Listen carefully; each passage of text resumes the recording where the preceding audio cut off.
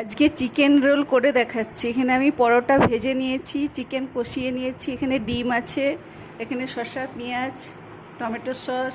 fry pan গরম হয়ে গেছে, ডিমটা ছেড়ে দিলাম, পরোটাটা এর মধ্যে দিয়ে দিলাম,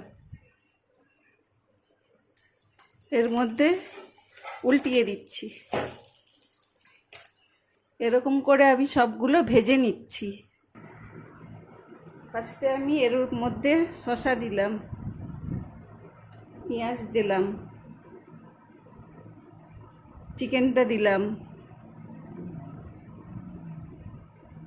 গোলমরিচ গুঁড়ো দিলাম,